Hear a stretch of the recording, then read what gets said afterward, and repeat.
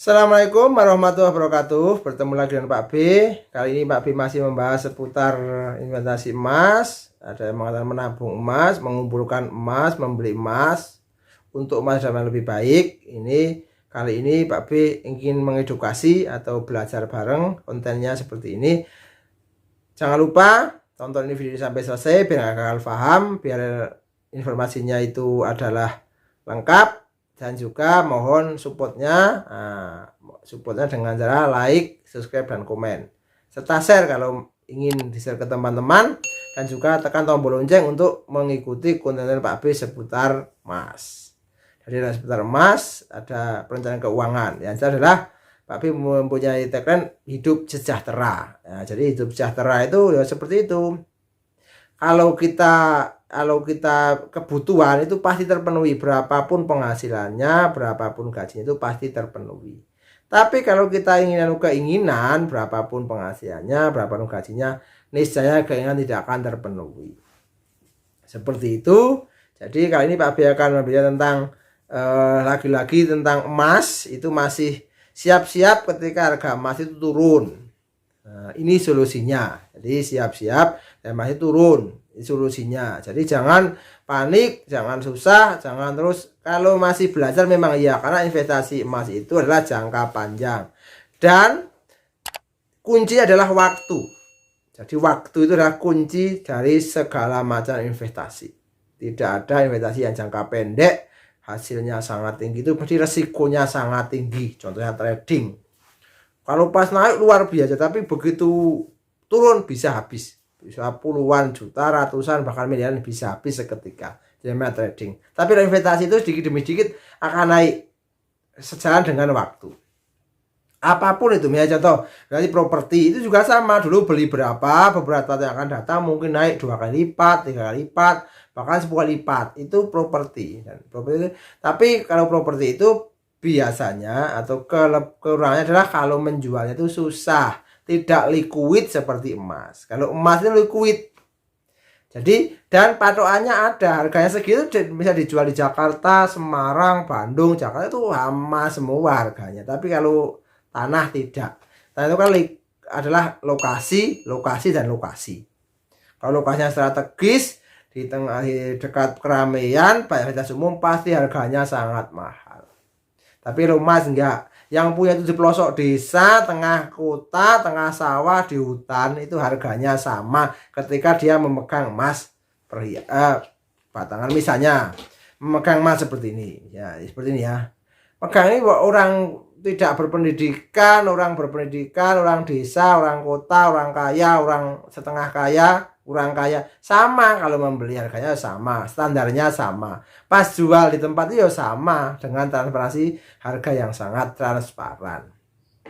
Oke, kita mulai. Bagaimana solusinya kalau turun? Masih itu turun ya, solusinya satu, kan pernah Pak B tak lihat ini tertinggi di Agustus 2020 itu sampai mencapai, Pak B ulanglah, sampai mencapai 2065 US dollar per triliun. Terus berangsur-angsur turun. Dulu juga sama, 2011, September 2011 itu tertinggi sepanjang masa pada waktu itu 1895 dolar per triliun. Itu seperti itu. Terus turun terus mencapai keseimbangan, terus naik lagi, terus disusul dengan adanya pandemi corona menjadi naik sangat tajam. Itu adalah sirkulasi atau siklus emas. Oke. Kalau emasnya nilainya tetap.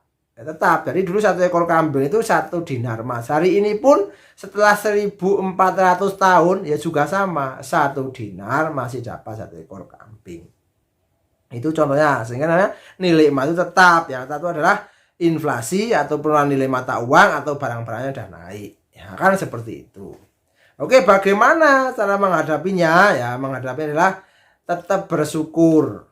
Apa bersyukur? Kalau naik terus, bisa-bisa kita itu nggak bisa beli 1 gram pun. Misalnya naik terus, dari dulu 2011 naik terus, mungkin hari ini sudah 10 juta mungkin harga per gramnya. Tapi ini masih di level 1 jutaan. Jadi masih terjangkau. Apakah mau naik terus? Dalam jangka panjang Pak B punya keyakinan akan naik terus. Bisa mungkin sampai 2 juta sampai 3 juta. Kalau anak cucu kita bisa sampai 4 juta mungkin ya. Wong dulu pada saat Pak B kecil itu 80.000 per gram itu emas batangan. Terus beberapa tahun lagi menjadi 200.000 per gram itu emas batangan.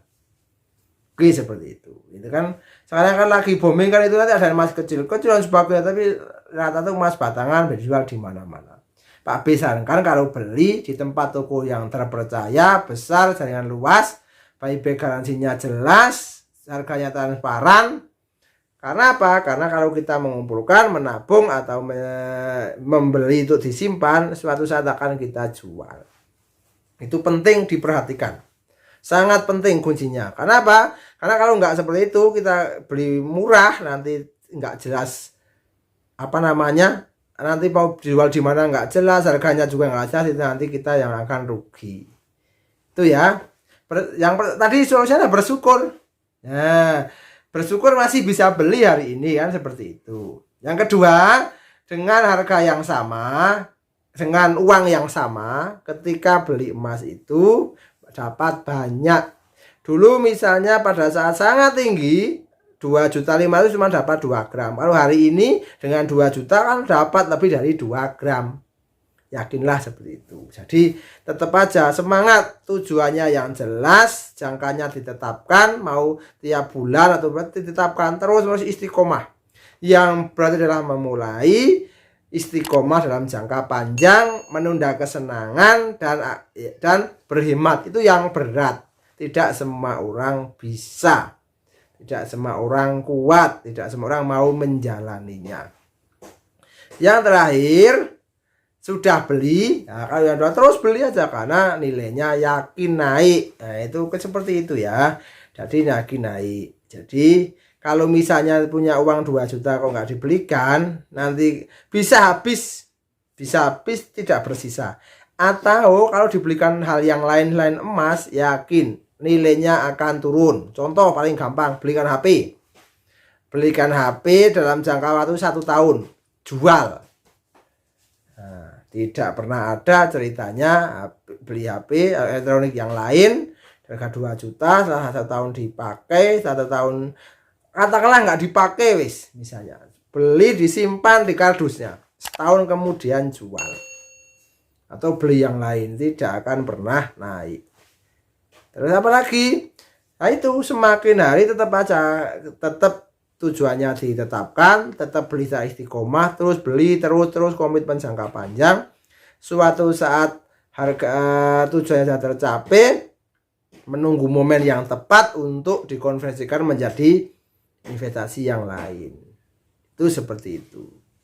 Dikonversi dari investasi yang lain, terus digulung terus hasil investasikan terus menerus, sehingga apapun bisa dilakukan. Misalnya itu untuk pendidikan anak, naik haji, mungkin beli properti, renovasi rumah, bisa untuk bisnis dan lain sebagainya.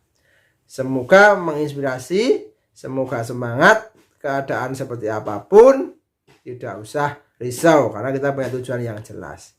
Semoga bermanfaat. Jangan lupa like, subscribe, tekan tombol like dan subscribe agar Pak B semakin semangat memberikan konten-konten yang positif. See you next time. Assalamualaikum warahmatullahi wabarakatuh.